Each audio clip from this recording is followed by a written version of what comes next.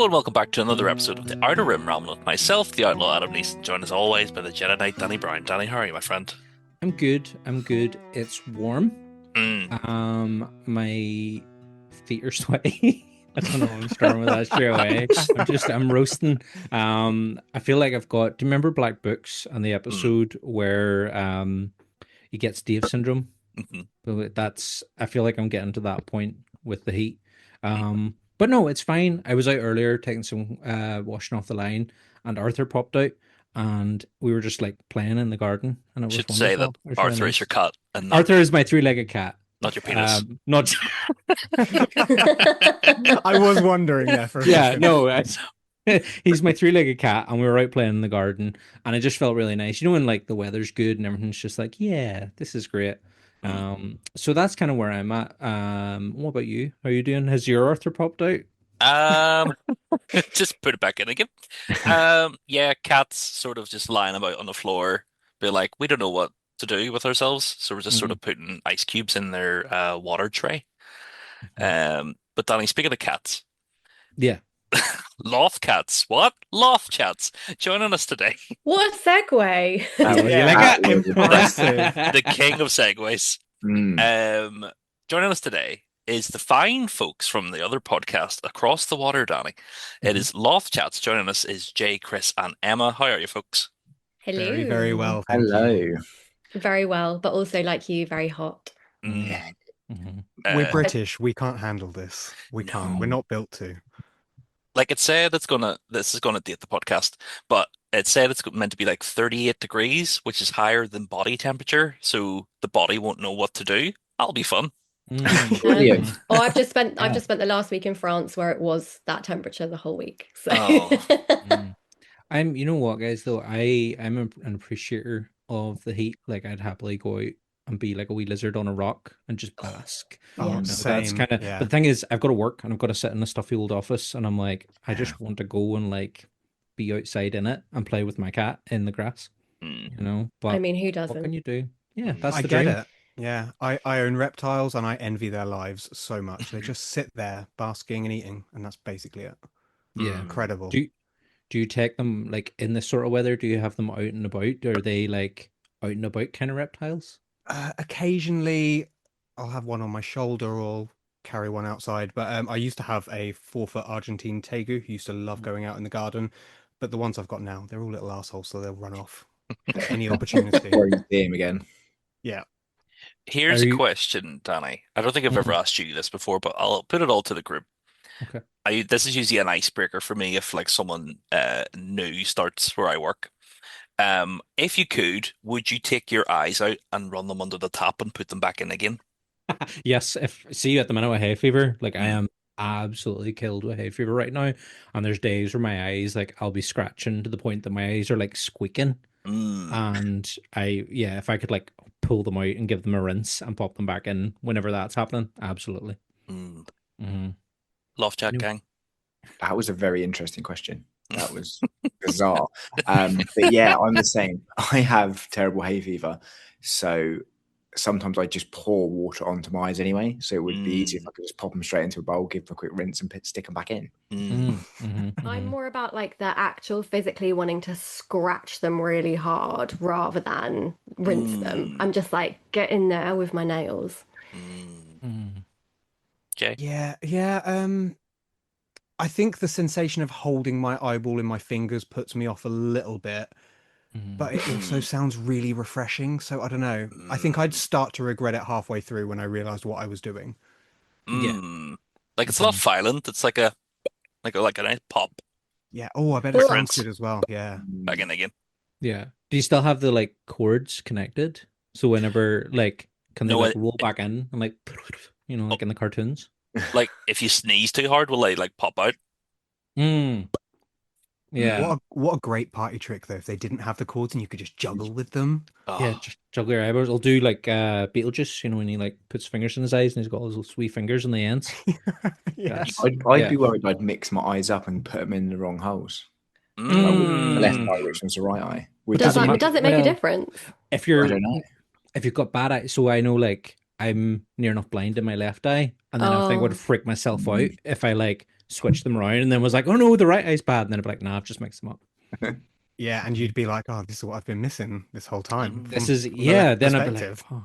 And then I'd just be like, how do I duplicate this right eye again? And then I'd have to go and clone my eyeballs, and then I'd end up a whole room full of eyeballs. Anyway, T Oculus, I know you're a fan, Jay, from your artwork. Oh yes, I love a T Oculus. I Good old am. eye jockey. Yeah, I think he's fantastic. Do you want to see? Hold on, I'm going to stand up, and he's going to see my legs. It's too hot. I'm wearing shorts, but I'm going to show you. I've got. Yeah. Climbing. Can you see him? Oh, yeah, that's It's a T impressive. Oculus knee. You've actually got it tattooed on you. That's impressive. Yeah, my tattoo artist was like, I liked the eyeball alien from Alien Earth. Who wants it? And I was like, I do. So, did you get it straight after seeing the show? After the finale, yeah. Put up and was just like, who wants to do it? And I was like, I'm gonna do it because I like him. I like him a lot. I'm excited to see where that character goes, where that little alien critter goes.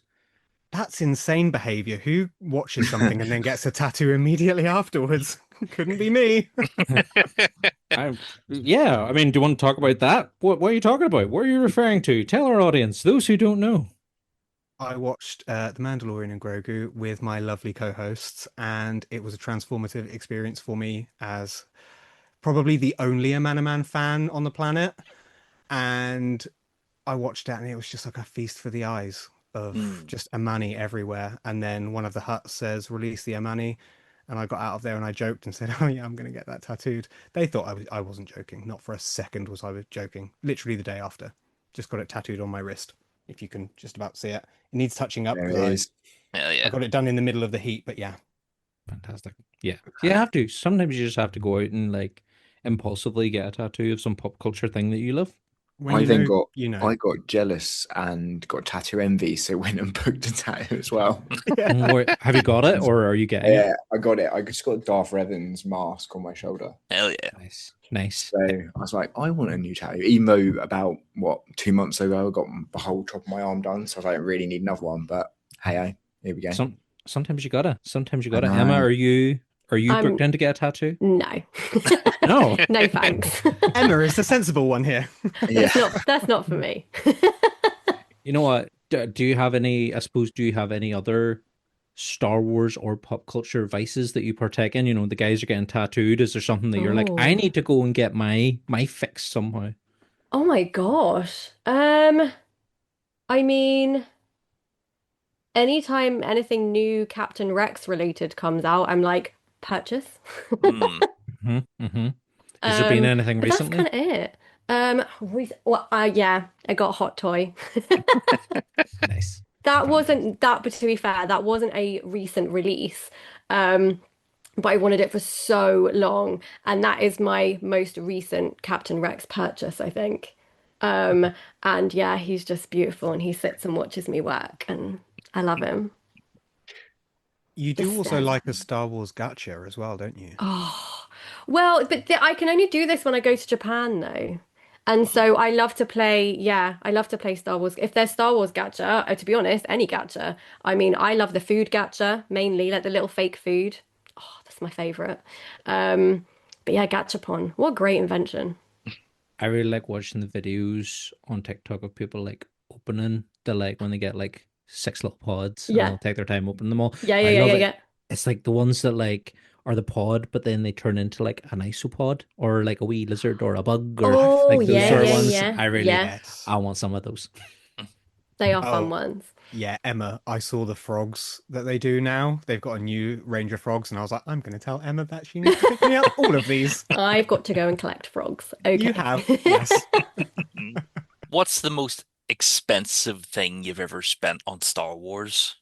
My Oh, hot toy. it's- My hot toy, 100% my hot toy. That's it. Yeah. I'm not a big spender when it comes to anything. I try, well, maybe not anything, but I try and keep it down. So yeah, my hot toy, that's the most I've ever spent on a Star Wars item. Mine. Well, my Star Wars tattoo on so I got Anakin, Mustafar Jewel all going up my arm. So this was very expensive, and that is probably my most expensive Star Wars thing But I also do have a couple of hot toys which do sort of get closer to the more expensive side of collecting. For a single item, I would probably say my Darth Revan hot toy is probably my most expensive one. Nice. Where do I start? I think probably it's probably a close call between my sail barge, because we didn't have Hasbro Pulse in the UK, so I had to pay the shipping from America, which that thing's 4 foot. So that was pricey. I think the shipping cost more than the actual sail barge did. But actually, looking around, I've got a full Stormtrooper cosplay as well, which if I tilt that, you might be able to see it. Round in the corner. Just in the corner. And the chest plate on the inside is signed by Andy Ainsworth. I think that's probably the most expensive item, but it stays on the mannequin. I do not wear it. Danny? I would probably say it would be Star Wars cosplay stuff. It would have been the Sand Trooper cosplay before then I sold it off, and then the Jedi Knight cosplay after that was also fairly dear, because it's like it's done like a professional clothier's costuming made it, and it's like as close to the screen accurate Qui-Gon costume as you can get. So probably that, and then also tattoos. I'm just like covered, and I would say 70% of them are Star Wars related. So yeah, I probably, if I was to sit and like accumulated all of them, exactly, they've all kind of like come together, and if I was to sit and actually do the math, I'd be like, oh, that's maybe like a holiday. But I love them, and as you can tell from the T Oculus, I'm very impulsive, and I'm like, let's do that. Because even like, again, I got BB-8 done on the inside of my arm, and it says "They see me rolling." But it's based off the concept art, because it was only after the first trailer dropped. And again, it was actually the very first tattoo I got from the guy who is now my tattoo artist. He was like still doing his apprenticeship at the time, but he was like, Force Awakens, buzzing. Who wants to do BB-8? And I was like, I want to do BB-8. So we were taking a gamble, and then we were kind of like, if it ends up being shite and BB-8 ends up being shite, we'll just cover it with the Death Star. Oh, But smart. thankfully, Solid plan, yeah. BB-8 wasn't shite. So, so I've got BB-8 on that side, and I've got Dio on this side. Oh, that's cool. So, yeah, and then the rest is just all sorts of, mostly Star Wars, and then other pop culture related shenanigans. So. I didn't even consider tattoo. Yeah, I've got Star Wars all up my arm, so that probably set me back a few pennies as well. I actually also want to take back my answer, because I'm thinking going to Star Wars Celebration in Japan was maybe my most expensive Star Wars purchase. That might have been. Yeah. With me saying, "Oh, a holiday," you were just like, "I did a Star Wars." I was like, "Oh, I've done that." Yeah. I mean, I didn't go just for that, but I feel like altogether. When in Japan, why not? Well, absolutely. Adam, what's your most expensive Star Wars purchase? Either.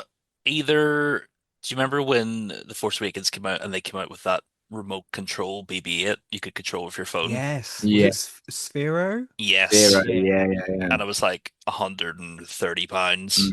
And I was like, no problem. It's 2015. I don't have any money issues. Or the 3-pack Black Series of Qui-Gon, Obi-Wan, and Maul, which was like £75, and then the week after was like 30, and I was like, okay. And then I picked it up. I was just like, Adam, look what I got for 30 quid.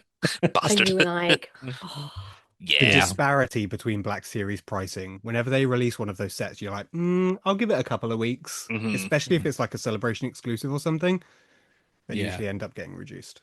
The Arc Trooper 3-pack that's coming out for Black Series. Have you seen it? Yeah. And I'm already like, I want to pre-order it, but I'm going to wait, because hopefully it'll do a Phantom Menace 3-pack and just dip in price. Oh, I don't know, because the clones are very, very popular. Yes, Army they builders. Yeah.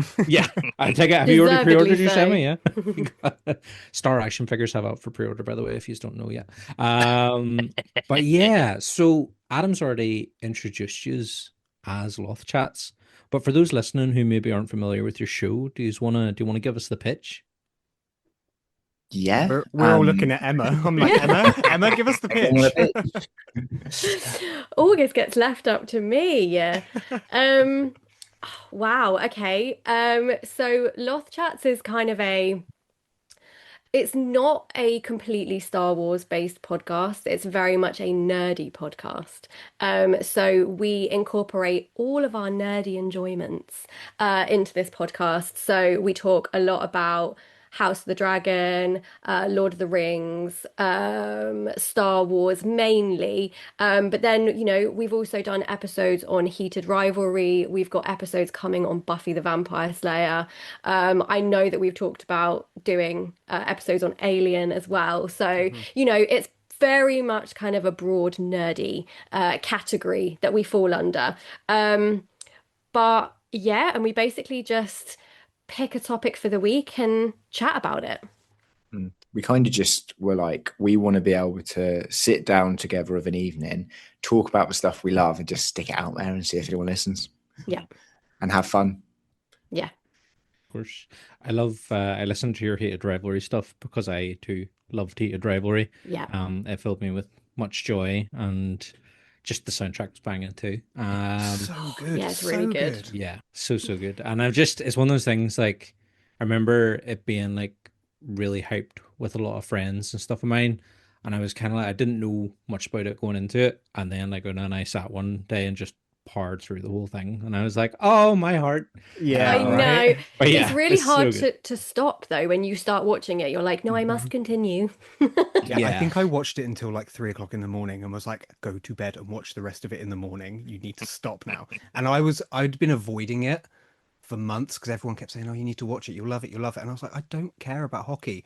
You don't need to care about hockey. Not in this show. No, it's at all. not. It's not. And when we did when we do our Heated Rivalry episodes, we do our superlatives at the end, and one of them was always like best hockey moment, and we're like, hockey? What hockey? And then we have to pick a hockey adjacent. Yeah, usually. thing. Yeah. Yeah, we just started getting into the ice hockey because they're Belfast Giants are like the team over here. Oh, cool. And I'd been sort of talking for ages about like wanting to go to like matches and stuff because I hadn't been from I was like in my teens. And then for Christmas, and I got us tickets to go see them. So we went to them in January and then started watching Hated Rivalry. And I was just like, it's all coming together. This is meant to happen. And then, yeah, I've been going like Belfast Giants ever since. But like, I would recommend, see, to be honest, like if you get a chance to go to an ice hockey game, like go. Like there's such good crack, and because it's all very Americanized and like very like it's a big show, like it's class. And especially because Belfast Giants, like, their whole thing is like 25 years on, and they said it would never last, and they make like a real big thing out of it over here, So yeah, I Nice. definitely recommend, get a chance, go watch some ice hockey for reals. Yeah, I'd like to, especially since I found out that they call it the Boy Aquarium. Yeah, Like, I love what a that. great name. When Just do you watch them doing the wee incredible. leg thing when they're doing the warm-ups, Yeah. their wee legs? Like, go, I love watching that. Fantastic. Yeah. Like little frogs. Yeah. So guys, how did you all sort of meet? It's very eclectic range of characters. But how did you all come together? So, me and Jay met before we met Emma. So this makes me sound like a stalker, but so you all Also know true. how So it is completely true. So Jay's obviously a fantastic artist, does amazing Star Wars stuff. Thank you. And I was basically looking to get a card commissioned, just looking at for artists and stuff, and saw his work, followed him on Instagram, just stalked him for a little bit, got a card done. This was 5 or 6 years ago now.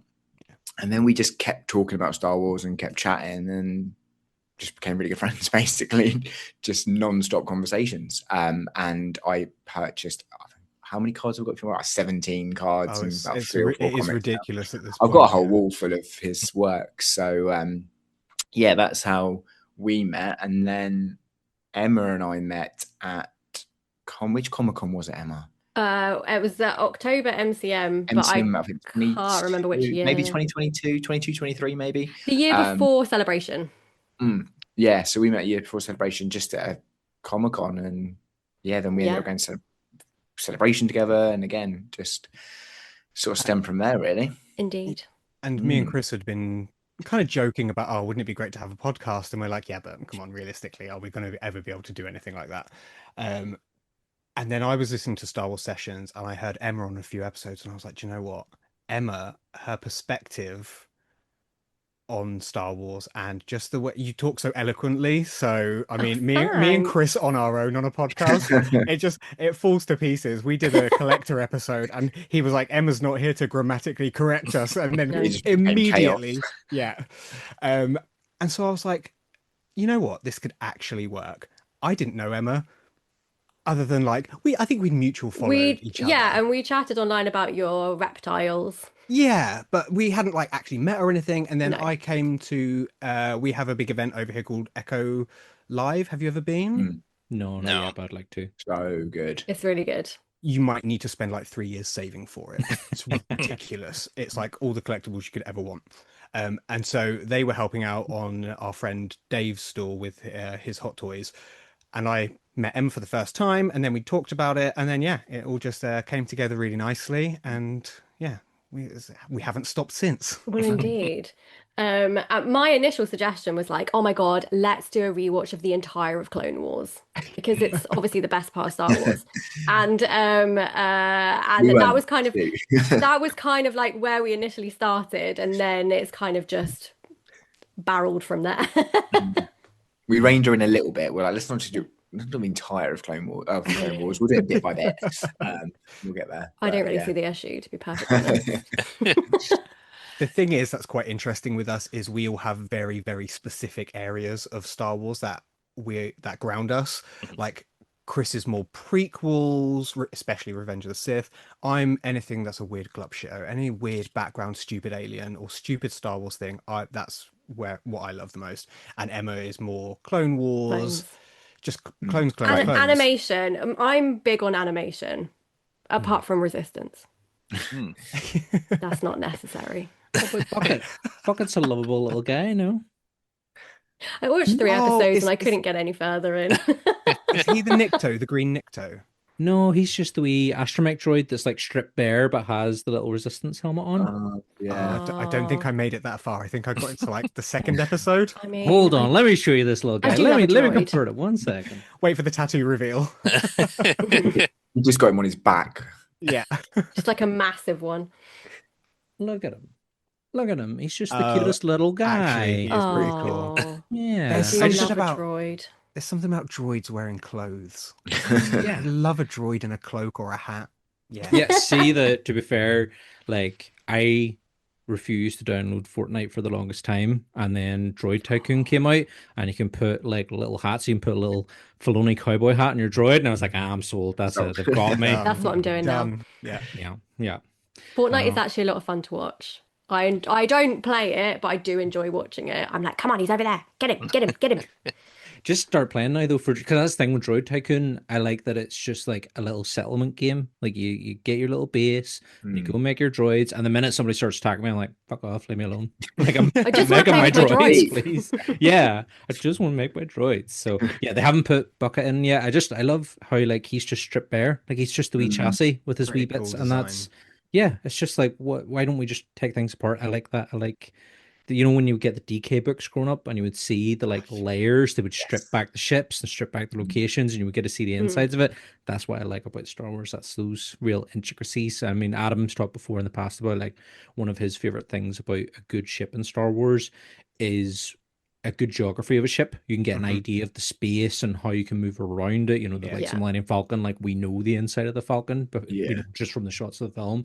So I suppose just because we've asked a couple of people this already, as part of S.W.C.C.A.M, what would be your top 5 Star Wars ships? Oh no, we've done this before and it was very difficult.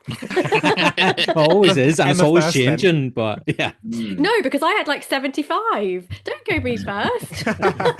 Okay, I'll take it. So first one would be Slave One or Boba Fett Starship, whatever you prefer.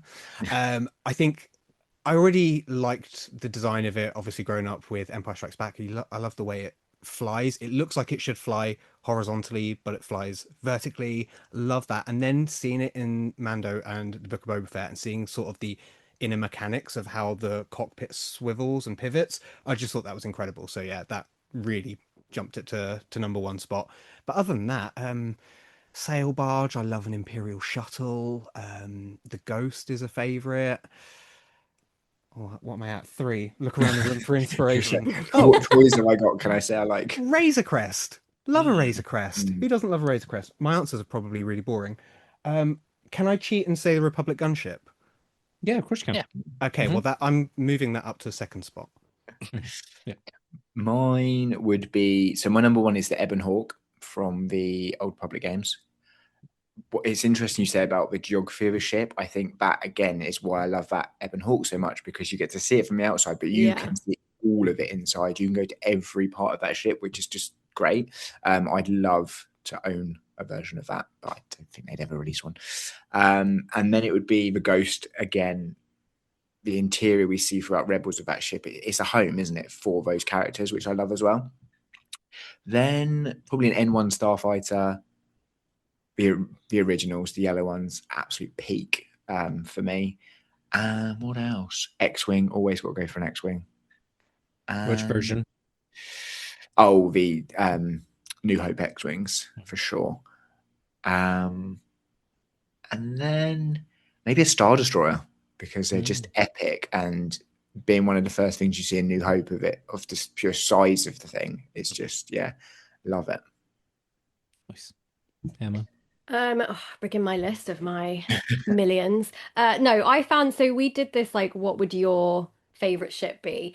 And I found it really hard because I think about ships how I think about cars. Like, I don't really care. But, however, I really like the personal kind of Jedi ships. So like Obi-Wan Kenobi's, for example, in Attack of the Clones. Like, I really love that one.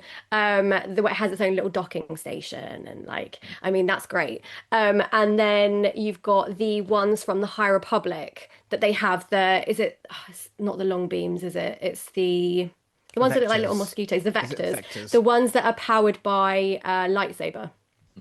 Like, that's very cool. And I mean, anything along those lines. Like, Maul had a really great ship called called Brother or Night Brother. That was pretty cool. That was one of the kind of Mandalorian style ships that they used to have in the kind of Clone Wars era. And I guess aside from that, the Ghost is a great one, just because of, what it means to the people that live in it. And yeah, the clone gunships, because I love a clone gunship because they paint, like in World War II and stuff, they used to paint images on the side of something to kind of sponsor their ship, I guess, or to name it as. And the clones also do that. So they have like Plo's Bros.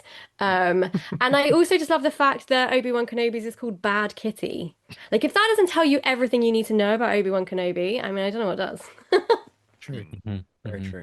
And then to throw an additional to that, your one favorite ship that is not Star Wars. Oh. Or maybe the ones from Battlestar Galactica. Oh, Nostromo for me. Oh, sorry, Emma. The ones Battlestar Galactica, the ones that are like little moons? Is that Battlestar Galactica? As in, like, the big ship that they are all kind of carrying the whole of the human race away on, which I cannot remember what it's called. I'm really rubbish with ship names, I'm not gonna lie. But that ship was great because it's lived in. It's like their home. It's not just a ship. It's like, this is where they are all surviving, living, trying to thrive, and not completely get in their way. But that ship is incredible. It's just enormous. Yeah, I think Nostromo's kind of the same in that regard. It's like the ship they live in. It's sort of they make it their own little spaces and stuff throughout it. Chris? I'm really struggling with that. I don't, apart from Star Wars, I don't really watch a lot of other spacey stuff, which is a bit of a surprise. Everyone gets excited. But I was watching, I don't know if anyone's seen it on, it's on Apple TV. It's called Foundations. I haven't, but I've heard it's good. It is very good. And they've got some really nice ship designs in that. Because I think what I find as well, when you're watching like newer sci-fi stuff, you always see similarities to the bigger franchises, whereas this one's done quite well of sort of separating itself from that with its ship design. So they stand out to me quite a bit. That was probably the answer, but I have no idea what those ships are called. But they're cool. I've got another answer. Mhm. Also Picard's Enterprise. I started Classic. Next Generation there recently because I've always been like, I've watched Discovery and I watched Picard, but I never went back and watched the older stuff. But I've started Next Generation now because the You amount of watched people that are like, you Picard should... before you watched The Next Generation. Yeah, I did. Oh my God. I'm having a great time. Oh my God, Next Generation is so good, but I think like what makes Picard so great is the flashbacks. The amount I cried watching Picard because I was like, oh my God, they're all back together, and like having a bit of an emotional moment. But yeah, it's great. I'm glad you're into it. Yeah, I'm enjoying it. I'm enjoying it. Now everybody get ready for their top 4 members of the moped gang from the Book of Boba Fett. Chris, we'll start with you. 20 quid if anyone can name a single one. I cannot. What? Not even Drash? Not even Joe? Not even Spinny. No. No, I couldn't name any of them. No. Jake, What come one's on. your favorite color? Drash. Blue Yeah, one? Like, is it like Scud, Skid, Scad? Skid is the spitty man. Good. Yeah, I like the Spinny spinny man. guy. It's a good trick. We love it. We love to see it. The guy that had the was it the first one we were actually introduced to that wasn't Scud? The other one. He had like a bit of a quiff going on. I can't remember his name. He was quite cool. Guy number 5. Yeah, that one. Yeah. Blue Ranger. Yeah. And of course, the modifier, everybody's favorite. Yeah, everybody. Oh yeah, yeah, of course. Of course. Yeah. Wait, does Fennec count as one now that she's got robot bits? Get her a bike. Yeah, she's got the orange bike. You know, she's going to be going about in an orange moped. Absolutely. Fennec then. Fennec Oh, is my number absolutely, one choice. 100% Fennec Shand. Yeah. Right. Yeah, there we go. Everyone's Fennec Shand is now part of the moped gang. It's in lore. There we go. I like this. Headcanon. She's like Fagin from Oliver Twist.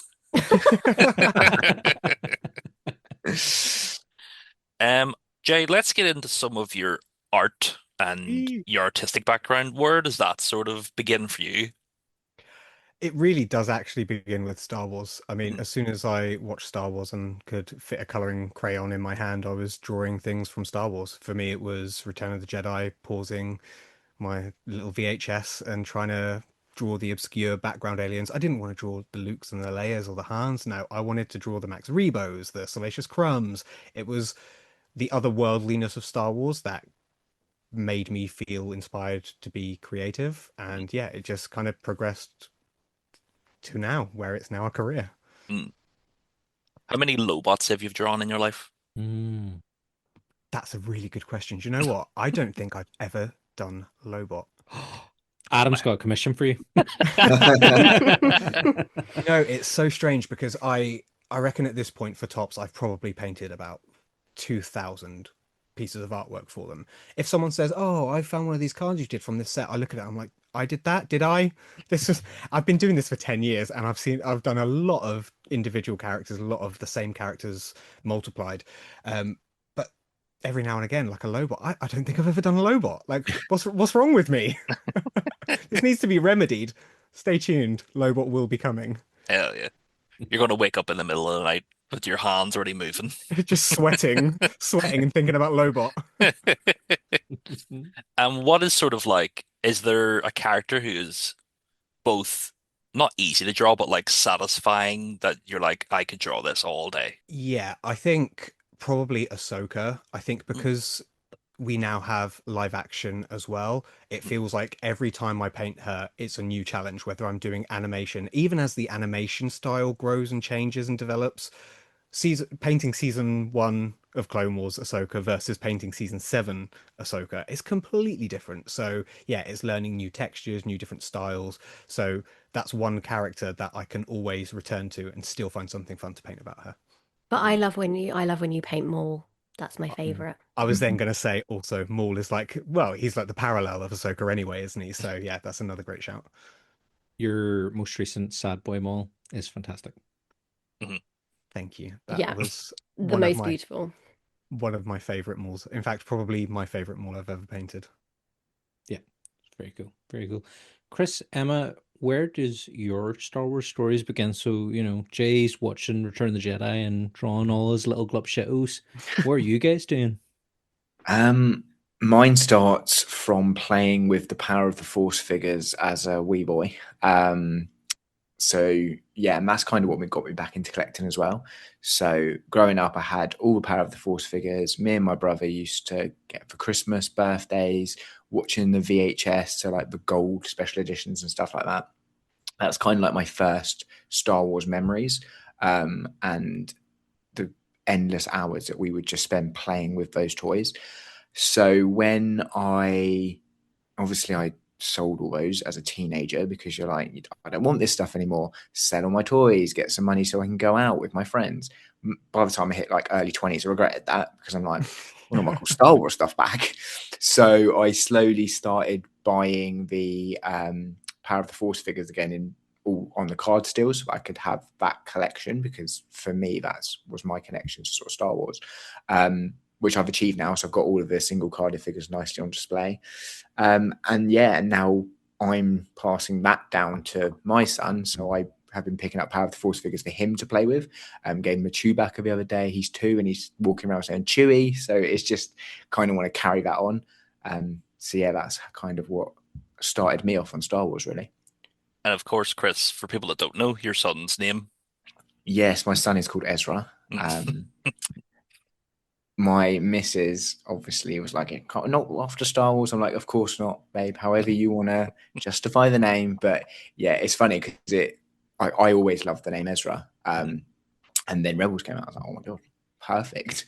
So I managed to, install that before we even got pregnant. It was something which was on the list of names. So I was just lucky that it stuck. Unfortunately, Ponda Baba didn't make it. Didn't. Oh, Didn't such a make the cut. shame. Maybe the next one. Yeah. Oh, yeah, of course. Little Ponda. Perfect. Yeah. Or just have twins and just call them the Hutt twins and don't give them names. Yeah. Decide which one's which. Exactly. Feel like child cruelty. Emma, where does your Star Wars story begin? So I would say also Return of the Jedi. I was obsessed with watching that film. My brother and I used to watch it together a lot. I loved the Ewoks. I loved the speeder chase in the second half of the film. Like for me, Endor was just so cool. And also I'm a non-special edition VHS watcher, so I am a Yub Nub girl. So that for me is kind of like the beginning, I guess, of my journey. And then when Ewan McGregor was cast as Obi-Wan in the prequels, I was like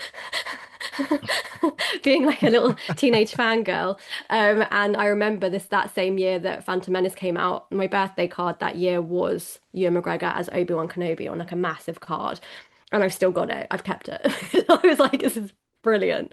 And then I think I don't know, not ever my love of Star Wars faded, but I just kind of wasn't really in like, I guess, fandom spaces or anything. And I lived in South America for a long time, and we don't really get Star Wars conventions and stuff like that out there. So I think while I was still consuming the media and a lot of that, I didn't really have everything kind of around me.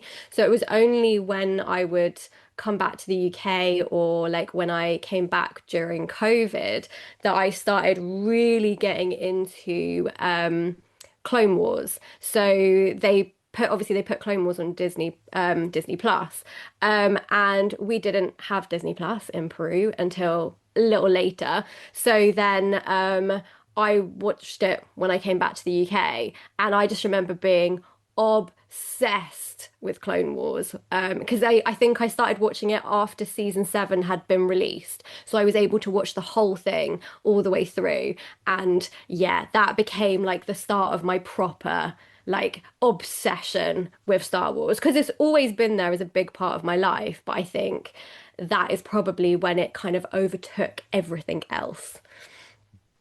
And when do you sort of circle in on Rex as your favorite? Oh, I mean, just the entire way through Clone Wars, he's such a babe. Like and people say to me like, "Why is Rex your favorite?" but he's just such a great character. He's a loyal person, but he thinks for himself. Like he's a bit of a hero, super handsome, and I mean, the way that his character arc is created throughout Clone Wars and beyond, I think has been wonderful to watch, and his relationship with Ahsoka, with Anakin. And I think because of that relationship, it does make, I mean, the relationship with all the clones, it makes the prequel films that much better.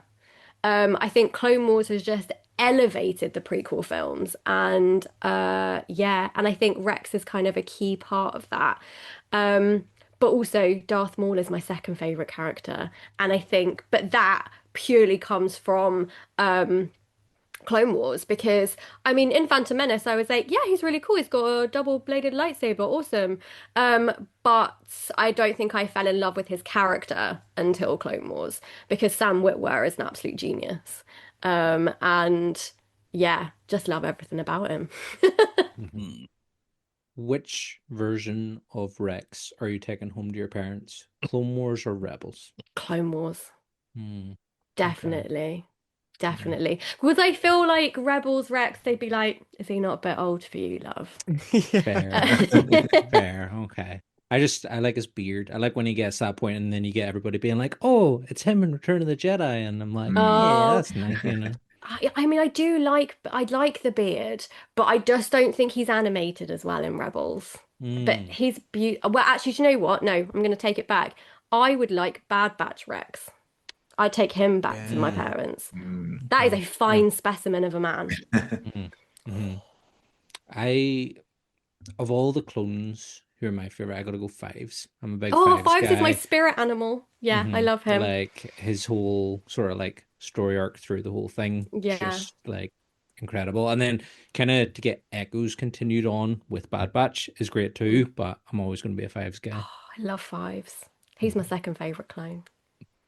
And then Give us Hauser. your top five clones right Right. now. So we've I got know. Rex, we've got Rex, Fives. Fives, Hauser, Crosshair. Hell yeah. And then number five is hard. How's it? Because he's hot.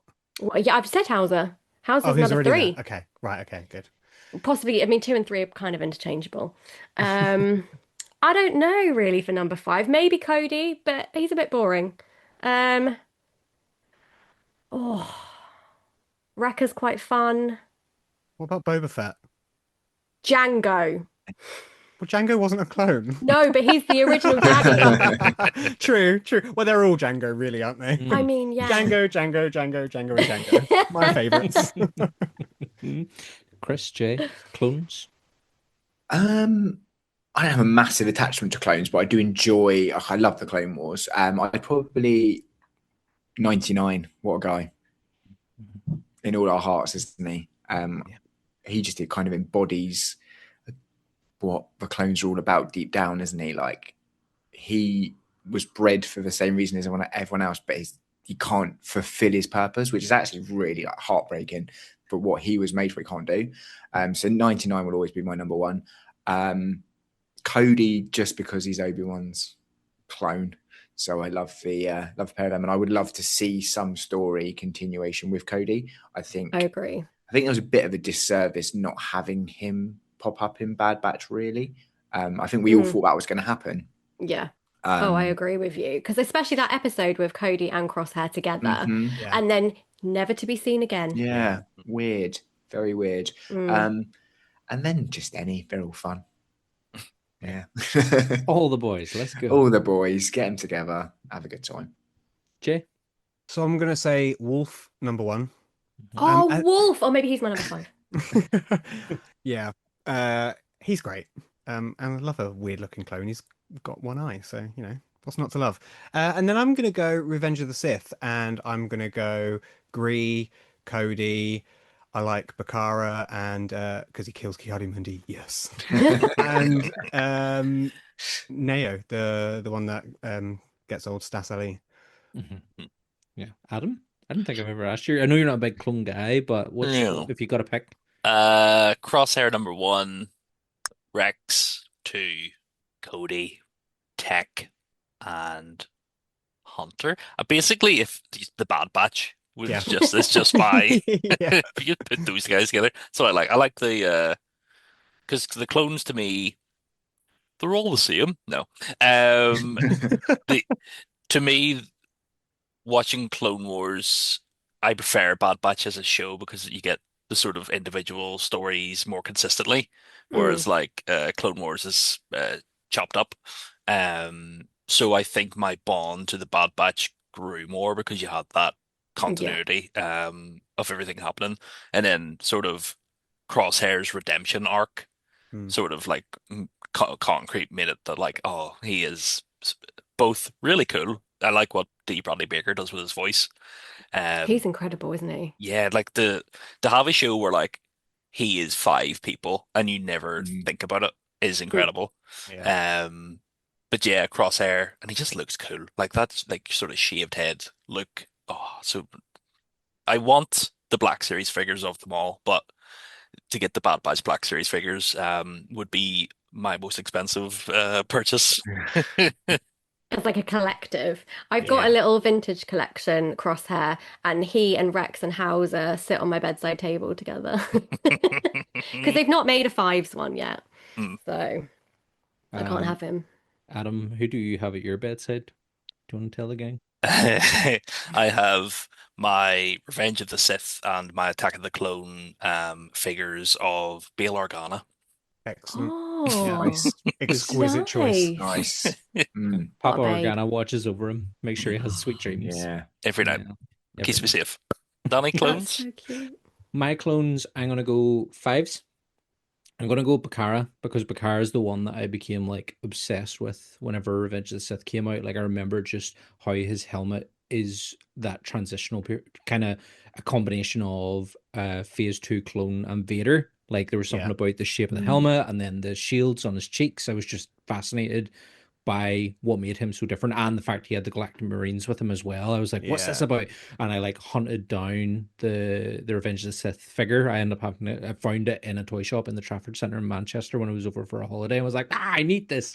So yeah, him, and then I got the Black Series figure when that came out as well. And just yeah, I'm obsessed. And even the fact he is CC1138, which then call back to THX Of course. 1138 as Yeah. well, which you know, I think that's an even like a deeper little Lucas cut. So fives, Bakara. I'm gonna go Cody as well because of the Kenobi link, and Kenobi's my favorite Jedi. And again, like you guys, I want to see more of him and where he kind of Mm. goes to. And yeah, it's a shame Bad Batch kind of had this notion of like this guy's got guilt, but we're not going to explore that guilt. Mm. And then I'm going to go Gregor because I Oh, like he's so Gregor's development through Clone Yeah. Wars and Rebels, and he's Yeah. also a Republic Commando. And the Republic Commandos, again, like the Republic Commando game, is one of my favorite Star Wars games. So good. And even the novels as well. The Republic Commando novels are class too. So I'm going to go for Gregor to kind of scratch my Commando itch. And then my last one is going to be. Who am I gonna? I'm kind of looking behind because behind you guys is like all my Black Series clones.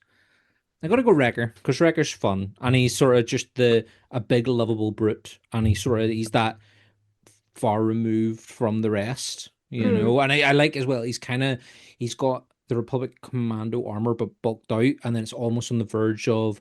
Do you remember the like heavy flamer troopers from the Revenge of the Sith game? And they were kind of like built up Yeah. around the neck and had that bulkier armor. Yeah. Yeah, Chris knows what I'm talking about. I know. Yeah, What a game. what a What a game! game What a that was. game! Yeah. Like, if I could go back, if I could get PS2 and play the Revenge of the Sith game, and then do the like Mortal Kombat 2-player mode that you could do, and then unlock the Vader versus Obi-Wan Yeah. fight you could do. Oh, take me I've back. got a PS2. I need to So dig have that out. I. Yeah. You need to get that game. Get the Yeah, I Revenge of the haven't, Sith do you know, game. I haven't played that one. I've You played Bounty got Hunter. it. That's like my favorite. But yeah, But I no, need it's to class check too. But that no, out. and he's like, have you seen? I know Chris automatically will be like, yes, the alternative ending. You get the episode 3 alternate ending if Yes. you win the fight. If you change up the fight at the end with Anakin and Obi-Wan? I was gonna ask what the alternative ending is, but now I don't want to know in case I want to ruin it. I would- Yeah. Yeah. I mean, you can It's, watch it on YouTube, but you'd be better yeah, just getting a copy of Revenge of the Sith for the PS2 that you have and playing it. yeah. Do it. That's, we'll invite you back once you do it. Message us, be like, I've done it and I need to talk about it.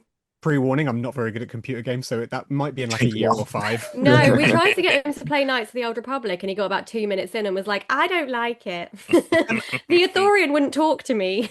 Yeah, it literally told me that they don't like talking to humans, and I was like, fine, I don't like playing your game. And that was it. Yeah. I'm trying to get into Knights of the Old Republic as well. I got it on the Switch and was Oh, trying yeah. to play it. That's And what I play it on. I have a friend who's like, stick with it. The start's a real slow burn. Like you kind of got to grind through all that kind of stuff. And Really good. yeah, I'm trying, and I will persevere. But I get it, Jay. It's a lot of walking around, isn't it? There's a lot of that. Yeah, I love it. That's why I like It's one- games like The Force Unleashed and Bounty Hunter, because you just run and fight people and blow stuff up.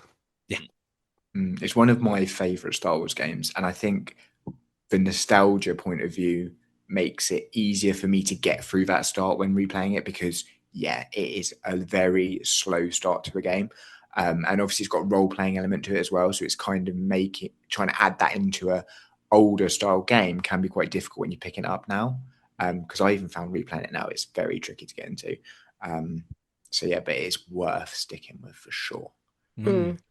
Okay, so Chris, that's your favorite Star Wars game, and Jay, one of your favorites is Bounty Hunter. Emma, I'd say that's probably my favorite. Yeah. that's your favorite. Emma, favorite Star Wars game? Oh, can I give you my top 3? Okay, but then the other two have to go back and give us their 2 and 3 as well. So top 3, not in any particular order, I would say is Knights of the Old Republic, the first one, and then Jedi Fallen Order, and then Lego Star Wars Skywalker Saga. Because it's just never ending. Yeah, it's great. And just run around playing as the Lego Glub shows. Yeah, brilliant. Chris, Kit Jay. Fisto is my one. I think I've probably played most of the Star Wars games that have ever come out. So I love them all for very different reasons. Because you could tell me, you could say this game, and I absolutely adore that game because of this. But my favourite, so Knights of the Old Republic, the first one, I also have played the online version of the Old Republic Online. That is incredible. Like the stories, and they're still releasing stuff. I think that game came out in like 2012, maybe even earlier than that. They're still releasing new content now for that game, new stories, continuing that on.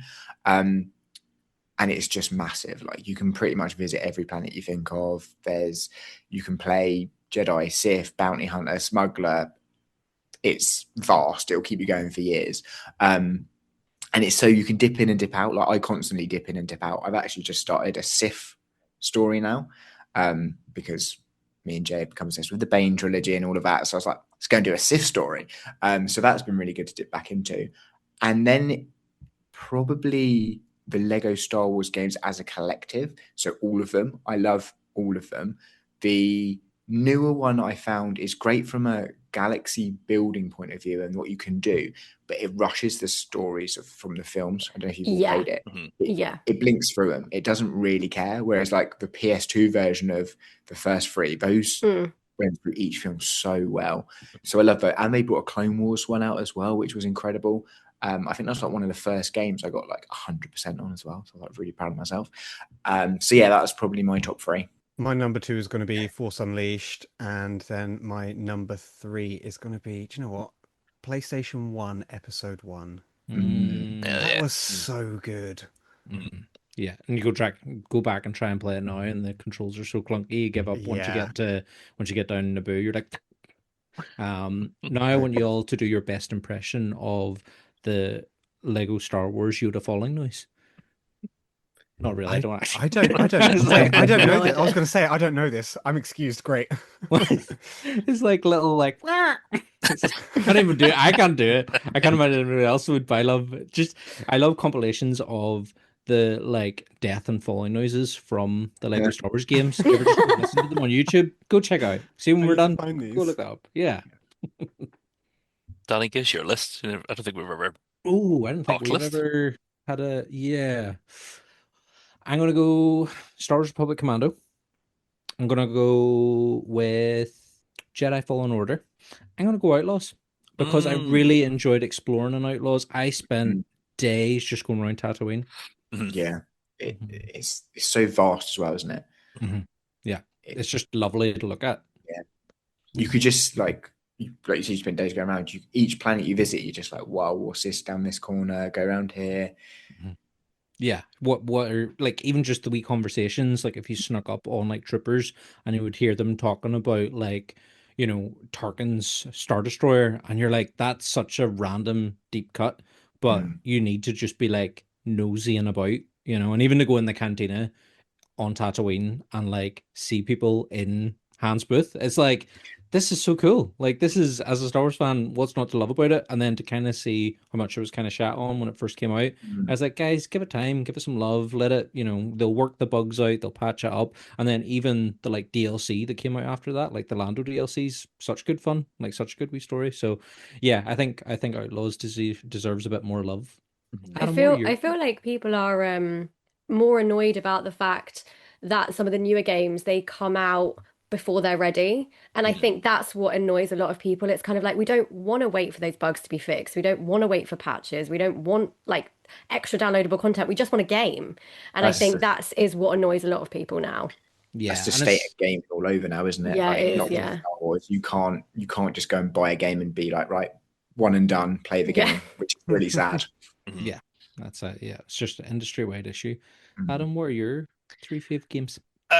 Rogue Squadron, because it was like my first, and still have like the memories of like being like, oh, games can be this. Like watch the movies and be like, oh, games can do this.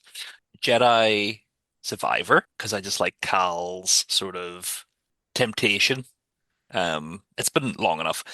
His sort of, mixing with the dark side, was interesting to me.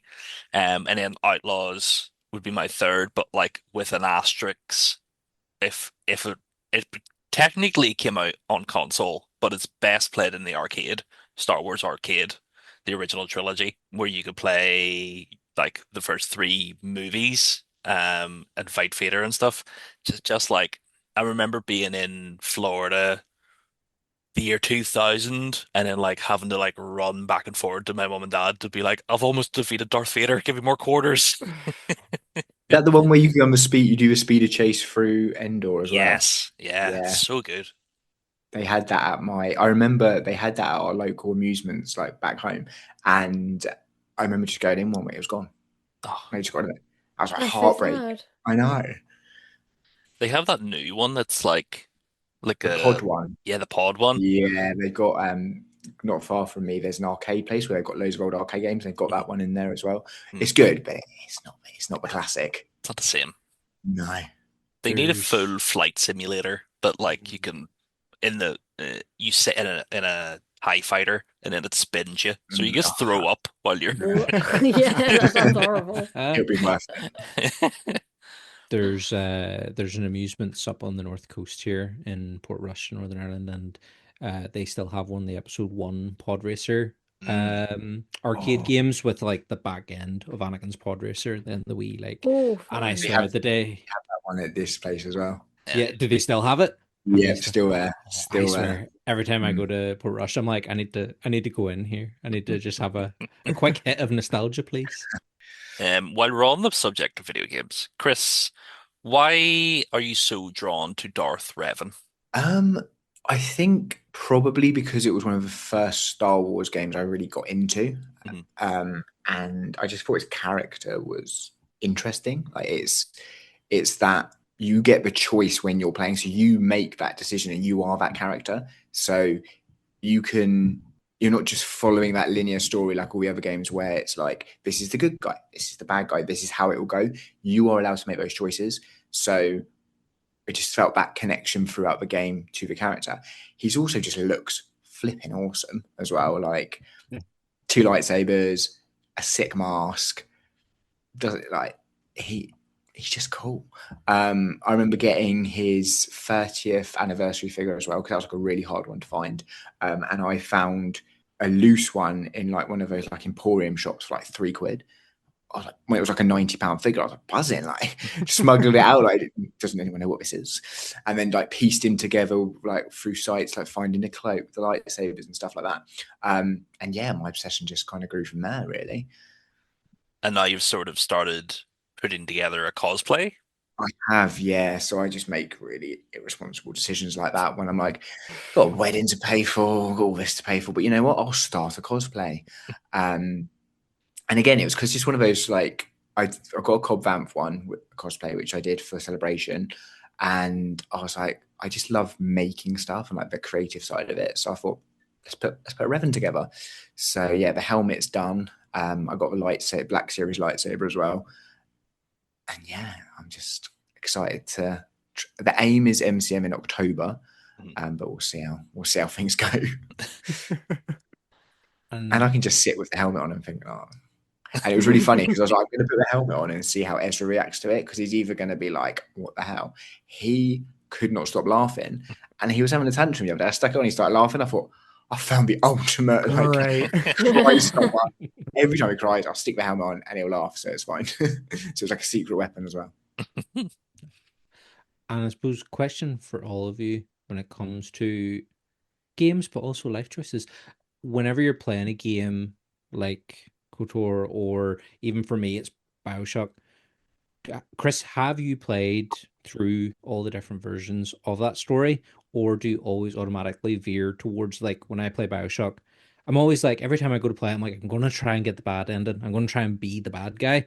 Can never do it. I can never bite the bullet and sort of like harvest the little sisters. I'm always like, no, I'm going to be the good guy. And every other game where you have that choice of being good or bad, I always just naturally veer to the good. But do you all like to play it through different ways, or do you always find yourself playing it a certain way? I'm kind of the same with the good side of stuff, like any like Fallout, all those decision-making games. I'm making the good choices. With my first run through of Old Republic Online, like everything I was doing, I became this ultimate Jedi. Great, never chose the wrong option. My force meter was maximum blue. So it's been really weird doing this Sith run because I've been an absolute prick. Like I killed about 17 people within that the first hour just for the sake of it, like torturing prisoners, doing all this bad stuff. I'm like, this feels weird. But yeah, it gives a completely different view to the gaming side of stuff as well. And it is fun, like to just do it completely different. But like yourself, any other game, I just normally do go down that good path. Emma J, are you? Interesting one. I feel like I think every time I play, well, when I played KOTOR originally, when it was first out, it was light side. And then when I started to replay it again recently, I was like, oh no, but I want to do light side. I want to do light side because I want to experience the same thing that I did, get that nostalgia. But I think once I've completed the second KOTOR, I think I want to go back and do the first one again, but be dark side. Because I do love the draw of the dark side, and I do always find myself hovering between. So I don't know. But then I also find it really hard to do horrible things to people. So I don't know if I'd be very good at it. Like I love a dark side character, but oh, I don't know. I don't know if I could actually go through with it, to be honest. The closest I get is playing as Darth Maul in, Lego Star Wars. I feel like that's kind of it. I suppose not being a huge gamer, haven't really played games where you have to make those choices. The closest thing I can relate it to is probably Bounty Hunter, and I did used to set the Jawas on fire with my flamethrower. So make your own decisions, make your own assumptions. Yeah. Maybe it's best I'm not left to make decisions on whether to be good or bad. Adam, are you a evil gamer? Well, like Jay, we're in the same camp that if I play Sims, I will start a fire and then delete all the doors. Yes. Or put No. everyone in the swimming pool and take away the Yes. ladder. No escaping.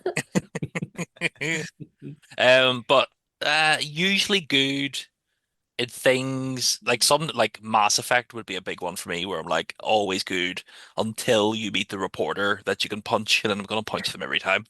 But usually good. I'm trying to think, was there an ending to a game I got recently? What was I playing recently that I thought I fucked up by being bad? James Bond? No, Oh, Resident Evil 9, the latest one of that. It's like save the world or save yourself. And I was like, surely if I save myself, it's just going to show me the save the world ending anyway. I saved myself, and then the credits just came up, and, and it literally comes up and it's like, did you make the wrong choice? Do you want to go back? And I was like, yes, please. So yeah, but I can imagine you're just a good boy, Danny. You're not going to be a bastard man to anybody. No, as I say, playing BioShock, I keep being like, I want to try and see what happens if you do the bad ending for BioShock, and Hmm. I just no, I can't do it. I can't face it. Um, but yeah, and I usually will veer towards like light side characters for any sort of Star Wars games, and like even in um Survivor, like whenever the dark side stuff started happening, I was kind of like, is this a is this a choice? Is this something that's going to like impact how the game sort of plays out if I veer too much into this? Mm. But it was fine. But yeah, and then even like Fable and stuff, I'd always like the minute you start to kind of turn a bit demony, I was like, no, nope, let's retry, like backpedal, backpedal. So yeah, and even like Baldur's Gate 3, like playing through that, and like I would do like even outside of video games, like I would play D&D, and like one of the one shots we did recently that ended up being like 5 sessions later, my DM was like sending me like super message being like, you're gonna like fuck with the group. And like it was fun, but at the same time I was like, I feel really bad because I'm gonna like fuck these guys over towards the end. Oh. And I tried really hard, but also was like, whenever it kind of came out, then they were all like, "We just thought you were being a silly little guy," and I was like, "I was, but evilly so." But yeah, I generally tend to try to be a good boy whenever I'm playing my things, and I think it's because I like the likes of like Obi-Wan Kenobi and those kind of characters who, Mm, like, despite everything that goes on to them and to the people around them, they still try and like stick to their morals, stick to their guns, and not let it sort of turn them, Mhm. you know. mm. Emma, you said earlier about going to Celebration Japan. Yeah. How was that, both going to such a big Star Wars convention and also being on the other side of the planet? I loved it, and I was so happy when they announced that it was going to be Japan because I'd already been before. Um, and so knowing that it was going to be going back, I was like, immediate, yes, I'll be going back. And I think because we'd done a celebration in London and that was such fun and we had such a great weekend that I was like 100% going back to celebration in Japan. And I remember being in Japan when I got my tickets for Celebration Japan as well. So that was even better because I was like, oh my God, but I'm here, but I'm also going to come back next year. This is great. So yeah, I think being able to be there with a lot of my friends, I think being there with Dave, with Matt from Star Wars Sessions, um, we had the best time, I think, and it was such a fun experience, and it was fun for me to show them around Tokyo, my favorite bits that I wanted to show them, and also to get to show Dave around Osaka as well, which is my favorite city in Japan. And I think just having that opportunity to spend the time there, but also celebrate Star Wars as well at the same time was wild. And I've got so down in Osaka, there's a Star Wars bar called Pachimon Wars, and I speak about this with everybody because I'm like, you must go if you go to Japan. Um, the people that run the bar there are amazing, but it's a bootleg Star Wars bar, so they basically have bootleg merchandise everywhere, and they do a lot of like their own merch and things like that as well. But they were all at Celebration as well, so I was able to kind of see those guys too, which was so fun to be able to kind of like connect like the UK fan base friends with like the Japan fan base friends, and that was lovely to be able to do as well. So it just overall a great experience, and I got to meet Sam Witwer, so it was like win-win all round. And I was dressed up as Maul while when they announced that there was going to be a Maul series, and I was like, this is the best day of my life. Here's a Sam Witwer question. Does Mm. he wear the same leather jacket, or does he have multiples of the Oh, same leather do you jacket? know what? I think about this as well because I sometimes see it and I'm like, Dude, he's always wearing that jacket. Yeah. But I think he's got multiple. I Like, don't. it's been I think it's the years. same You one. think it's the I same think it's one? the same one. Yeah. I wonder if he's got one for conventions, one for going out, one for meet and greets, one for maybe he's got one for different occasions. I don't know. Like it's like the life I wish I could live. Do you know where people don't like a cartoon character where they have a set outfit, don't have to think about it. Yeah. Oh, I know. It would make life so much easier, wouldn't it? Yeah. Just That, Like a become the life Mandalorian. uniform. Oh. that would be good. Maybe that's why suits of armor were popular back in the day. Yeah.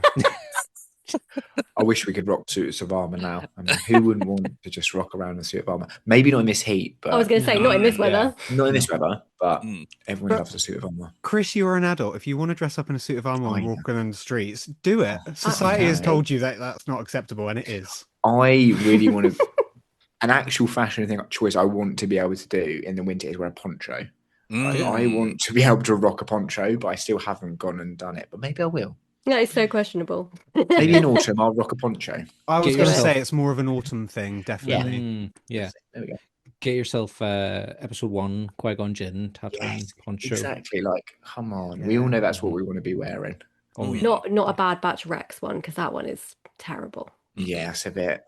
No, I need a full Qui full Qui-Gon if you're going to do it. Do it properly. Oh yeah. Yeah. But Emma, didn't you say you lived in Peru? Yes. Was the poncho not a Peruvian ponchos for everyone. a staple? I mean, I'm gonna say maybe in the Highlands they wear them more, but in Lima you're not gonna see a poncho very often. I mean, maybe on some people, but yeah, I don't think it's like the fashion choice nowadays.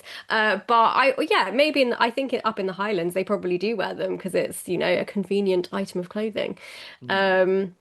But yeah, traditional, I think, more than daily wear for the city folk. Mm. Mm-hmm. The only But thing maybe they're missing out. the only thing I know about Peru is, of course, and this is just me being an idiot about geography, Paddington Bear. Oh, yeah. My friends used to say I was like Paddington Bear in reverse because I was like from the UK going to live in darkest Peru. And did you have a little note that said, "Please look after Please this look bear after on you"? me. Yeah. I probably should have. But like, someone take care of me, please. I'm only small. I was watching a YouTube vlogger the other day called Phil Carr, if anybody knows of him. Really, like if one thing annoys him, he'll talk about it for the full hour of the video. So usually it's like, oh, I had to take BA to Japan, and then for the rest of the video, he's like, oh, funny, I wasn't on a BA flight. But he went to Peru, and he went up to Machu Picchu. Did you not enjoy it? He was like, just a lot of stones. I cannot agree with that statement. Absolutely not. To be It's fair, a like wild place. I really want to see it, but then also I was like, I'm not physically fit enough to get up there. You don't have to walk up it. Oh, You don't have to walk up it. So I did the Inca Trail and I walked all the way to it. But you can just take the bus. oh, but that You is can get there's a train that goes to like the village at the bottom or the town at the bottom of Machu Picchu, and you can get the bus and it takes you up to the top. So you don't actually have to do any walking. You walk round it, obviously, but you have to go with a guided tour now. You can't just go on your own and wander around. There's not like a sneaky side path you can take, like at the Giant's Causeway here. Like the Giant's Causeway, you can pay to go through the visitor center that way, but there is a sneaky side path from one of the car parks that you can go, so you don't have to pay to go through the visitor center. Oh my God, brilliant. You know, Okay. I know who to contact when I want to go to the Giant's Causeway. now. that's it. Yeah, come on over. We'll get some Guinnesses. Go to the Causeway. Take the Oh my sneaky God, path. I desperately want to come to over to Northern Ireland because there's so many cool places I want to see. I did the Game of Thrones tour when I went over, and that was Nice. fantastic. Did Yeah, you it go? Was it one of the bus ones, or did you go Yes. to the linen mill with the actual studio tour? No, it was one of the bus ones. On the bus ones? So we did all the like. I mean, they could have just taken us some random hills, to be fair, because they were taking us places, and they're like, "Okay, this is where this happened. Put on a cloak, hold a sword, we'll take a picture." Just in a field, but Yeah. Did you go to the Dark Hedges though? we did. Yeah, that was got a really cool picture there, and you get there just sort of like that's like the last place you go to. The sun's just starting to set, so you do get really nice photos there. Yeah, I did Giant's Causeway when I was over as well, which was cool. Yeah, it's not too far I want to from. do the Carrick-a-Reed rope bridge as well. That looks really cool. That's great. Yeah, Carrick-a-Reed's good fun, especially when you get stuck behind a tourist who realizes that it's quite high up and they get scared, and then everybody kind of has to turn back to let them go back the way they came. But yeah, no, there's lots of lovely places over here, and like the Game of Thrones stuff really has like helped. I'm really excited for. I know you guys have been talking about House Dragon, but Night of the Seven Kingdoms, how good! Oh, it was so good. So Loved it good, yeah. so much, and they're doing season 2, I think, is in production now at the minute in Northern Ireland. So Nice. buzzing, can't wait for that. Like, so It good. was nice to be in that universe with like little to no stakes. Not everything was the fate of Westeros, like Yeah. on terrible people doing terrible things. It was just a lovely story about a knight and his little child companion he adopted. Yeah, it was lovely. Yeah, a lot of charm, a lot of humor, like just real contained to one spot. Yeah, I really dug it, and I think because I grew up with like the likes of A Knight's Tale, it had that Oh, real Knight's appeal Tale. too, and I was just like, oh, it's so cozy. Yeah. I love A Knight's Tale. I want to watch that again now. But saying that, after today's episode of House of the Dragon, I'm like, oh, it's good to be watched it back. yet. Oh, it's good to be back. I need to get on it. All I we're will say going- is holy moly. Okay. Yeah, I might do that. I might do that tomorrow. We're watching Widow's Bay at the minute. We're Oh, powering that's supposed through to be really good. It is. Yeah, it's class. It's really good. I need to start that. Oh, Emma, we'll start that together. Oh, wait, do you want to watch it too? Yeah, why not? Okay. We have a spoiler from House of the Dragon from one of the actors. Can we? Wait, how far? I'm saying wait. Emma hasn't, but I me and haven't read Chris the have. book. Me and Chris have me- read the Okay. books. Okay. Yeah, it's not. Please don't spoil anything. We'll not. Yeah, we'll not out it No. because we don't want to out the actor either. Because yeah. Oh yeah, he wasn't meant to say. Yeah, he wasn't meant. He wasn't meant to tell us. Let's just say a previous it's- guest might have been on House of the Dragon, but isn't allowed to say who he is. But told us nothing. No.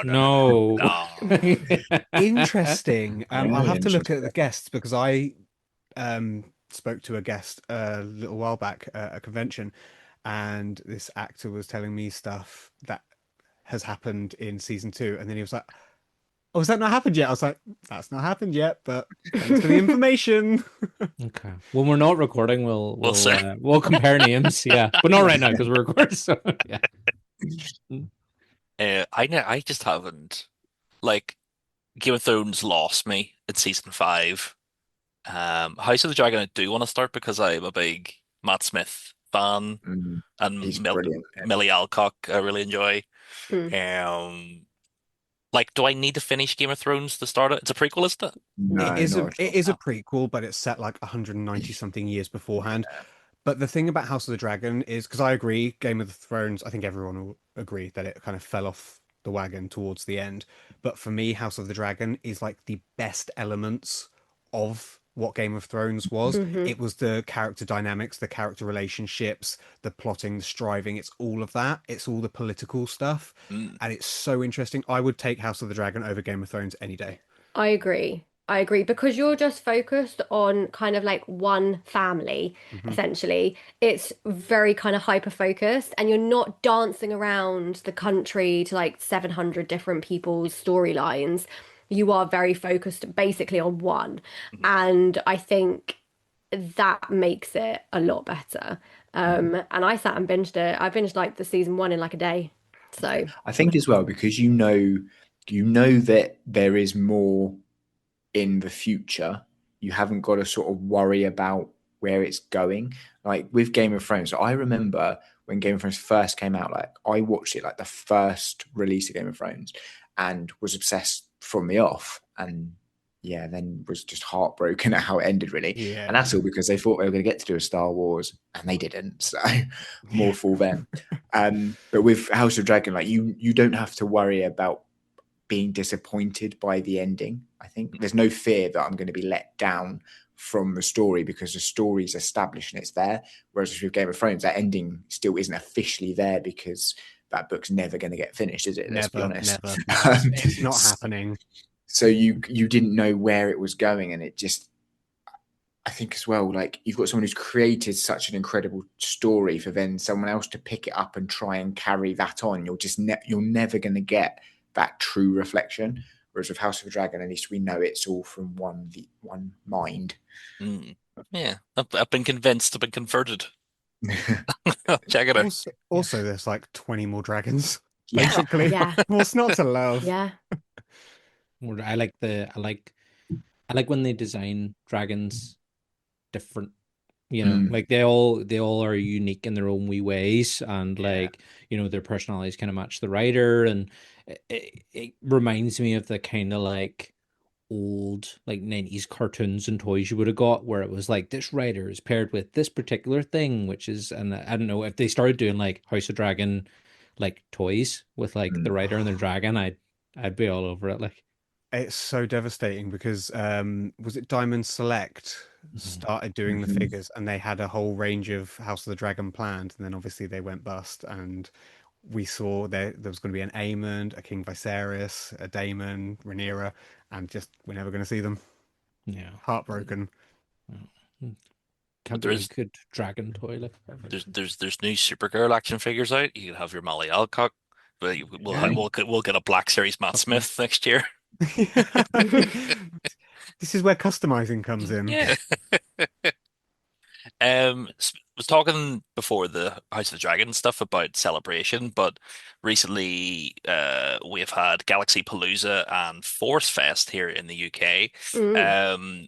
With all of us being from the UK and you guys being the first UK guests in our SW.C.A.M chat, what do you think sets the UK folk what don't want to put the American folk down. What do you think we do better than them? No, what do you think sets us apart from the American folks and their sort of like Star Wars content?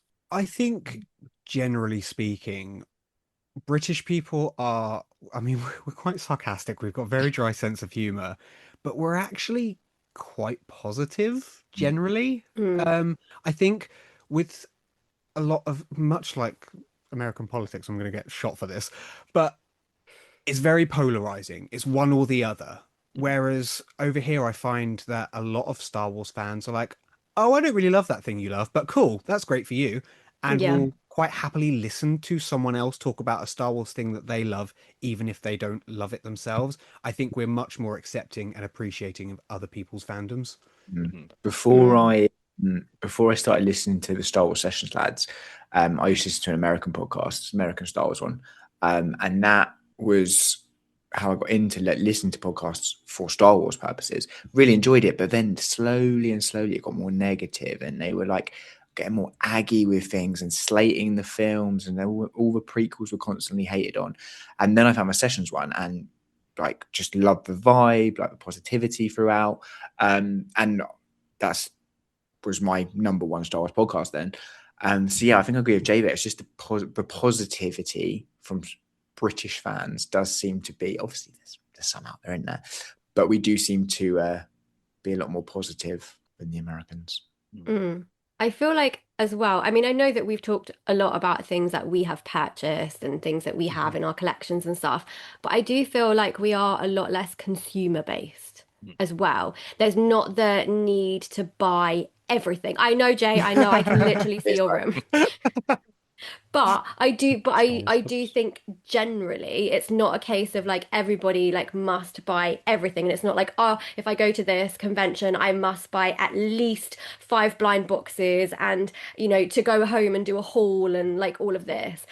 I don't know, that's very generalized, but I do seem to find that that's a lot of like content you get from the US kind of side of things. Whereas I feel like over here it's more, I don't want to say it's more about the experience, but in a way, like I'll go to a convention, I'll watch a few panels, I might go home and buy nothing. Like I think from my experience of kind of going with people, it's not necessarily about the stuff.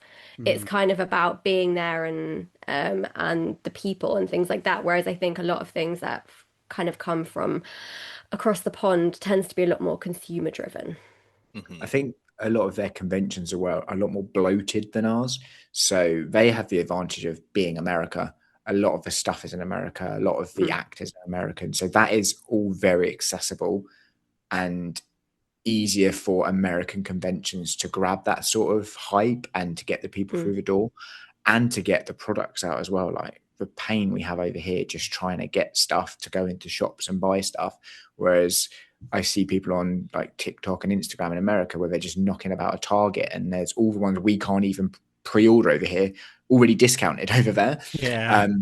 So I think our conventions as well, where they're a lot more personal, like with Galaxy Palooza, Force Fest, these smaller ones that pop up are just, you can just go around and chat with people. Everyone's in a good mood. Everyone's happy. The panels, and so there was it was what was the name of the one down in Fordingbridge? Oh, Oh, and and more. more. And more. So I'm in Bournemouth, so Fordingbridge about 40-minute drive from me. They had it was just in a tiny little village hall of Fordingbridge. Now this village hall, it probably seated about 100 people, if that. And it was a full day of just panels about Andor. Yeah. They had some incredible people. We were just sat indoors all day just listening to panels, Yeah. and it was incredible.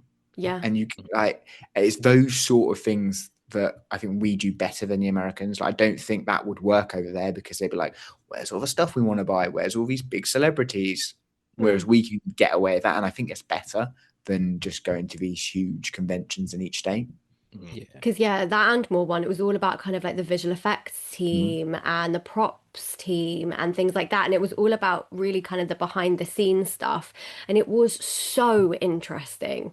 And yeah, I agree with you. I don't think you'd get that because I think as well, because it's a much bigger country, you'd get a lot of people wanting to attend, and then they couldn't really make them that small because then maybe that would just be like literally for the tiny neighborhood of like, wherever it was. So people have to travel further as well. But yeah, more intimate, Mhm. more community based, I think, Yeah, I agree. perhaps. I see that with like our conventions over here. Like we don't get a lot. Our main ones are Monopoly does Comic Con Northern Ireland for the last couple of years, and then they're doing Northern Ireland again this year, but they're also doing Ireland down in Dublin. And then we have DCC, so Dublin Comic Con, do like a spring event, a summer event, and then they've also got a horror event in October. Mm, So like they tend to be our biggies, and then the rest are like smaller events. So the likes of Dave, who we've had in the podcast before, does Minicon Ireland, where he does those kind of smaller, like in like a hotel event space, Yeah. and you'll get behind the scenes people or kind of like creature actors, or most recently actually had a few voiceover actors from Toy Story. So he had Andy and Bonnie, the voice actors for them, over and Wow. stuff. Like, he does a lot to kind of bring those sort of, again, big enough names for Ireland, but like, in America, they probably would be like, who cares? They're not as big as, say, Tom Hanks for Woody or whatever, So it's great, as you say, there's a real community thing about it. And like, even for Adam and I kind of go into these events now as Outer Rim Rambling, like we were at Dublin Comic Con there earlier in the year. And like we were like approaching one of the vendors, and he was like, "Oh, it's the Rim Boys," and we were like, "Huh? Like what?" And then, but you kind of start to get known within the community, and mm, there's people we already know individually. Like I would do a lot of like cosplaying and stuff, so I would know ones through doing the Hmm. costume group stuff, and then they're kind of getting to meet Adam then through us doing this, and Yeah. there is a real nice sense of community there that you maybe wouldn't get at those bigger events because they're too big. It's you're kind of being pushed along by the crowd that you don't actually get to stop and have a chat with people, yeah. Yeah. because there's just too much going on. So those smaller events, yeah, I think you're right. We do get more of those nicer, smaller events and community driven events like you were saying, Echo, that Yeah. that started Yeah. just as like a Facebook marketplace for Star Wars nerds, Literally. and now Yeah. it's an entire event. Yeah. Hmm. But the Americans get gifted a lot of stuff. Now, Jay, you specifically, if you started getting gifted Black Series figures, would you become a changed man?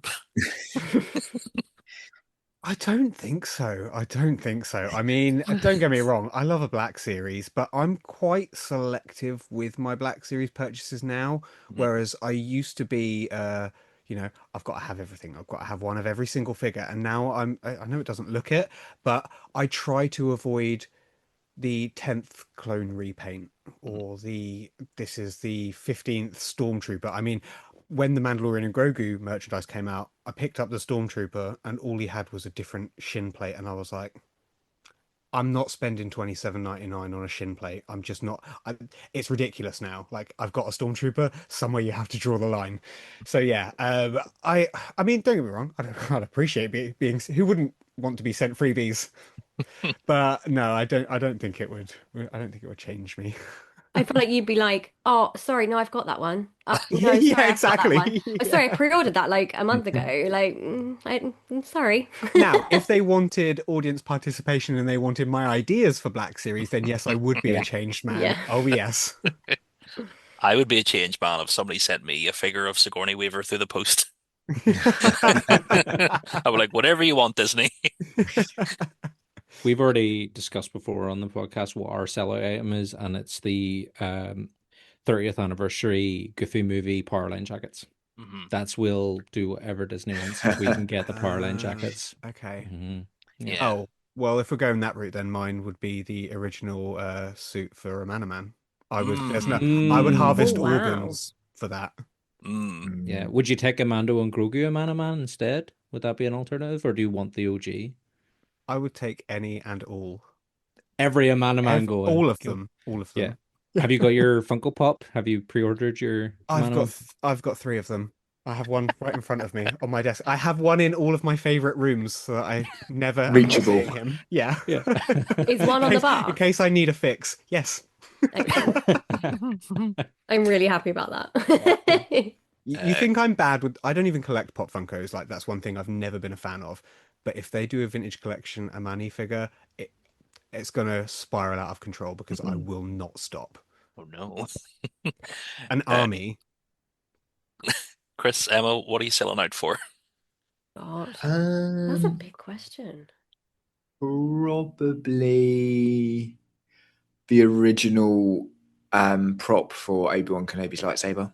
Imagine just having that, like the original one. Alec Guinness has held it. It's the one that flops onto the cloak at the end. Like, yeah, gotta have that. Yeah. Oh my God, I literally have no idea. Like, genuinely not a clue. Tamara Morrison coming to your door dressed as Rex. Sold. So Sold. No, actually, no. Sam Witwer coming to my door dressed as Maul. Maybe without the face paint. I don't know. Yeah, just that slight face paint he put on himself Yeah, for the animation. Just the mocap one. Yeah. Wait, no. If we're picking people, then I'm having Sam as well. I didn't realise we were trafficking Excuse me, as well. I'm not sharing. Adam, I feel like we set our bar really low. Like, these guys are asking for like props and people, and we're just like, Powerline jackets, please. Can we have Goofy's coat from the Goofy movie? What human would I want to come to my house? The guy that plays Lobot's dead. Fucking Jimmy Smith's Bail Organa, so he can sleep. He can rock me to sleep every night. Very cool. Yeah. I'd want Dee Bradley Baker to record like bedtime stories for me in Rex's voice. That could be great because I have to sleep listening to something. So if I could fall asleep listening to him, he's on Cameo, right? You could probably. Would you get a little birthday? How much that cost? Yeah. Yeah. What's the price going to be for like a full If story? anybody wants to buy me. Let's see. I want George Lucas to come to my house and just chat to me. Not that there's probably a lot of chat out of him. I feel like I'd have to lead a lot of the conversation, but I'd want him. No, you know what I'd do? I'd stick the Minions on, and he'd be having an absolute blast, and we'd just chat about Minions the whole time. That's what I would do. Someone wrote on Reddit, how much do you think I would have to pay Dee Bradley Baker to record a motivational orders shouting at me at the gym? That's good. That's good. I feel like I wouldn't even need to go to the gym. I'd just sit and listen to it. Just sit him shouting at you. Yeah. Are you looking up to see how much? I wanted to see if he was on Cameo. He's not. Is he not? Oh. Doesn't need it yet. Yeah, he's Hasn't busy got a spell out recording yet, yeah. 1,000 voices. Yeah. Hasn't got the time. So to wrap up, guys, we're looking into the future. 2027 is a big year for Star Wars. 50th anniversary, Starfighter, maybe Jedi Survivor Fallen Order 3, um, other things, Danny, that I can't think of. Is there one more Star Wars thing? Ahsoka season 2. Ahsoka. Thank you. Ahsoka season 2. And Maul season 2. Yeah, Maybe, unless fingers crossed. we have a theory it's coming out before the end of the year, but Oh yes, I think I so as well. said that. Yeah, yeah. Yeah, we talked about Mm. this, and then every time I've talked to anybody else about it, they're like, "Nah," and I'm it's like, But "Yeah, people got those influencers got those cards that said yeah, coming soon coming on them. soon." yeah, You and don't say coming soon if it's next year. it was basically a wink, being Yeah, like, coming soon, and then yeah. the day later, Ahsoka was moved forward on the calendar. I was like, Yeah. okay, Mhm. I see. But 2027, what are we all looking forward to? What's your most anticipated projects? I am looking forward to Ahsoka season 2. Mhm, I wasn't that happy with the ending, but I'm now excited to see more Thrawn, mhm, more Ezra. But I'm hoping that we get, if we don't, I don't think we'll get it in next year, but the Knights of the Old Republic remake, like mhm. what's going on there? Is that Mm. happening? Is it not? Can we get a bit more of that? Because I think that would just be so good. I think word on the street is it's still happening. It's chugging along was the last Mm, sort of snippet of news we had. I'll wait till I'm yeah, 90 for that. yeah. Mm, I would just love to see it in a remade form, and it would just Yeah. be so great to go back in that next gen level as Could you well. imagine the graphics? I think Oh, I'd actually cry. I know. It would just be incredible. Oh, the teaser trailer for it was enough to be like, Oh, yeah, yeah, yeah. I'll have some of that. Mm, I need that. So yeah, that's me. Jay? I mean, I really have peaked with Mandalorian and Grogu. That Mm, movie could not have been more tailored to me, so I don't think I'm going to reach the same heights that that movie gave me. But I'm always excited for new Star Wars, so as much as I would say the movies and the TV shows, I'm going to pivot slightly and say I'm excited to see what publishing comes out. I feel like this year has been a little bit quiet on the book front. There's Mm, not been quite as many. Obviously, we had High Republic Phase 3 ended last year. Um, I feel like there's still more stories that could come out of that. I'm excited to see if any of the characters are taken any further or if they, I don't know, maybe even go back even further. I'd mm, like to just see new publishing. There's a Star Wars.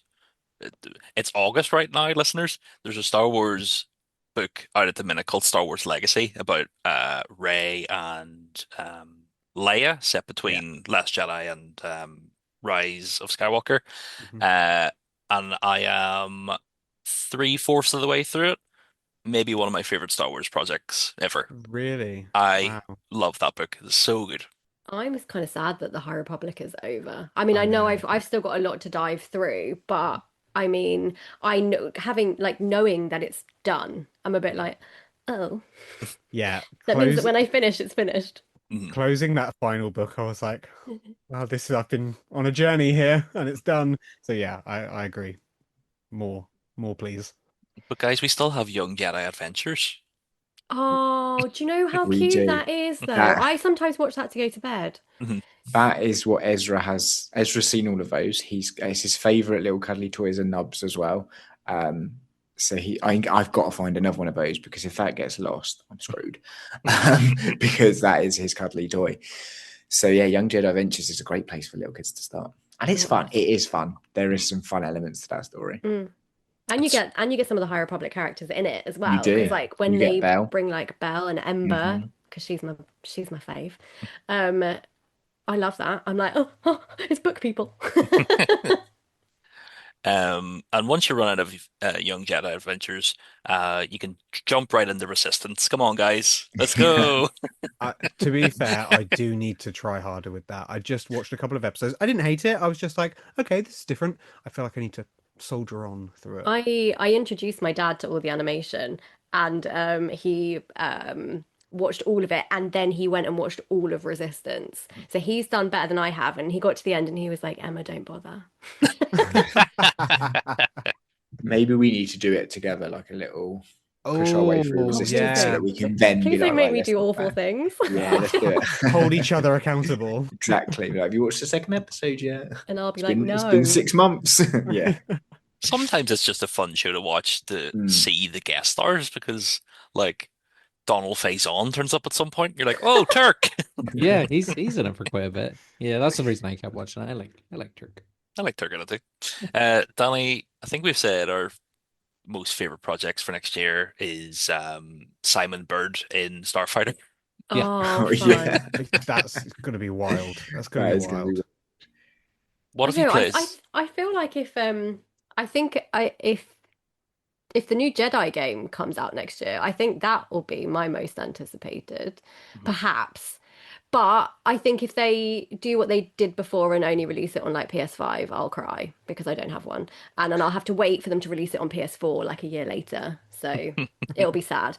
But I just want the next part of that story.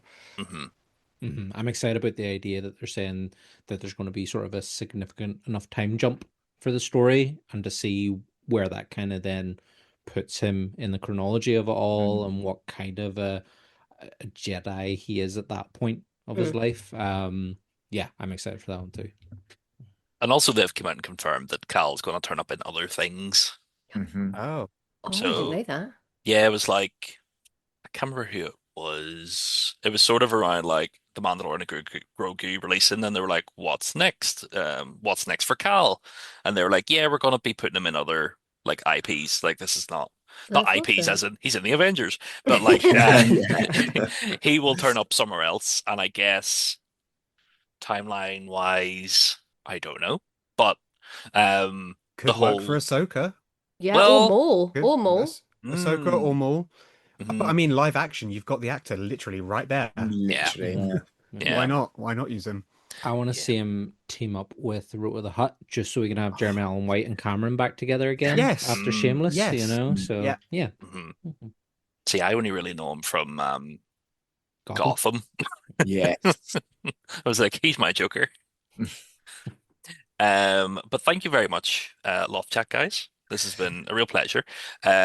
Just know that this episode will end with the song Love Cats by The Cure. Because every time I'm like, a new episode of Loth Chats is up, I just start singing that song. Oh, amazing. Yeah, I love That's that. We've got our great. own soundtrack. Yeah. But thank you very much for joining us, guys. If people want to find you, they can look in the description below or search on your podcast device for Loth Chats. Really great chat. Emma, you're saying you can't go to sleep without listening to something. The biggest compliment anybody can give a podcaster is, I like to go to sleep to your podcast. Not in a bad way, but Loth Chats is a very soothing podcast. Oh, I love that. That I Aw. often the next day be like, I got to this point, I'll listen to the rest. Because Oh, Oh, thank you. that's really nice. Yeah, I love that. just a Thank you. nice image of you, all your voices plus Bail Organa just looking over me. Oh, That's me every night. Thank you very much, guys. Thank you very much, Danny, as always, for as having my us. beautiful co-host. But of course. thank you for having us. Thank you, guys. Thank you, everybody, for listening. Join us next week for more fun and shenanigans in the stars. And as always, we have friends everywhere. Goodbye, everybody. Bye. Thank you. Bye.